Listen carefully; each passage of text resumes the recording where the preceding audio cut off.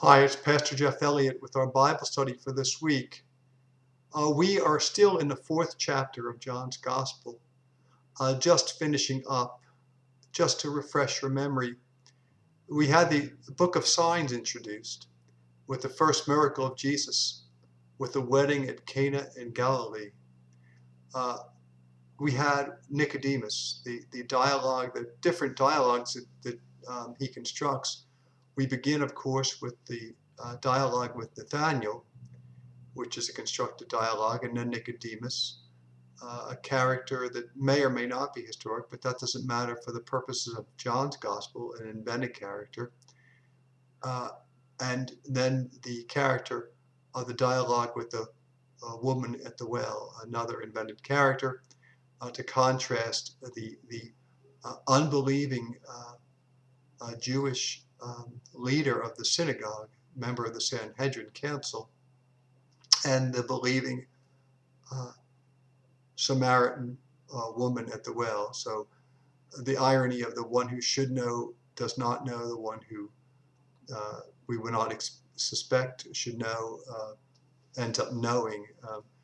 And that John, in the context of studying his community of the rejection of Jesus by the Jewish community and the acceptance of Jesus by the Gentile community. And so John, by the time we get to him at the end of the first century, the beginning of the second century, when John's writing several generations after the Easter event, we now have a hardening of the lines between Jews and the church, where Christians have been put out of the Jewish synagogues in John's community. Whether John himself is a Christian, whether John is a Jew, I frankly myself doubt. I think he may be a Gentile writer. But certainly there were people in his community who were Jewish and Christian. They were put out of the synagogues, and John is very harsh on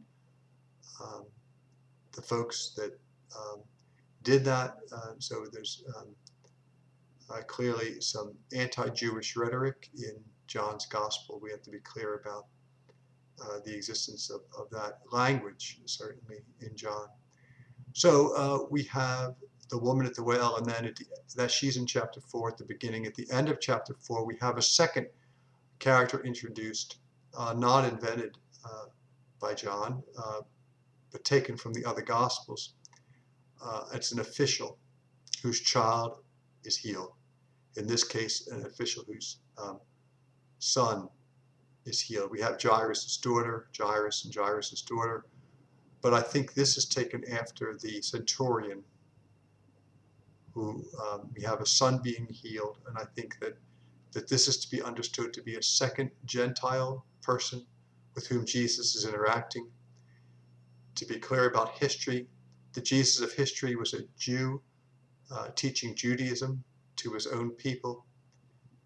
We have no real evidence of him going beyond his own Jewish community. Certainly in the Synoptic Gospels, we had the one example of him in dialogue with the Syrophoenician woman, and he says to her, "I am sent only to the lost sheep of the house of Israel." And she says, "Yes, Lord," and he says it's not right to take the food of the children and throw it to the dogs. And she says, "Yes, Lord, but even the dogs eat the crumbs that fall from the master's table." And so Jesus does fulfill her request of healing for a child there. And I think there's truth in the fact that Jesus was a Jew preaching to a Jewish audience, that's how he understood himself. And here we have him interacting with a Roman centurion, which of course may in fact have been the case, that he interacted with Romans. There were Romans all around him throughout the temple. You know, he certainly had day-to-day interaction with with non-Jews, with Gentiles, with Romans, but whether he understood that to be his mission is what's in question, not whether or not he would have had day-to-day interactions with Gentiles. It would have been impossible not to because of the Roman presence as an occupying force in the Holy Lands at that time. But here the story is again about Jesus passing through barriers and boundaries between peoples. There was among, I think, all peoples in the ancient world the idea of tribalism, that Macy's versus Gimbel's way of looking at the world, and that our God was the God of our people, and if we triumphed over you, our God was stronger. In Judaism, the idea was that, but even though they had lost the war, their God remained the true God, the God of all nations, stronger than all, but specifically the God of Abraham, Isaac, and Jacob, but still the God of the Jewish people. The Jews acknowledged the dual covenant from the time of Ezra on, that they saw the covenant with the Gentiles, between God and the Gentiles, was in the laws given at the time of Noah, in the covenant with Noah.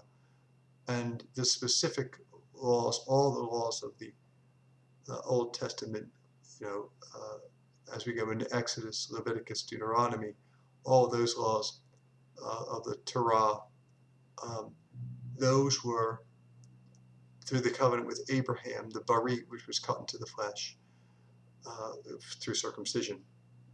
And therefore, there's a different understanding. The Gentiles were never to take the law of Moses upon themselves. That was not part of what God expected of Gentiles. So in any event, here we have a centurion, and frankly another contrast with Nicodemus, who can't bring himself to believe. He cannot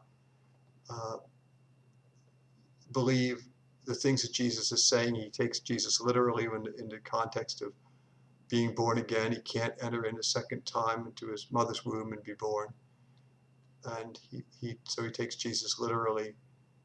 Here, I think the understanding is, as in the Synoptic Gospels, this centurion is a person in the military. He's a man under orders. And so when he gives orders, he expects them to be obeyed. When he receives an order, he obeys it. And so when Jesus says the word that his child will be healed, his son will be healed, he just takes Jesus at his word. He goes, finds his servants, and lo and behold, at exactly the hour he was speaking to Jesus, the son is in fact healed. And so there is faith in this person who is not of the community, not someone you'd expect to have faith. And faith here is not a belief in a set of ideas, not like a creed. I believe in Latin, the word is credo, and our word for creed comes from that Latin word. I believe in God the Father Almighty, creator of heaven and earth, etc., etc. And the word in Greek is pistos. The noun, the nominative form is pistos. And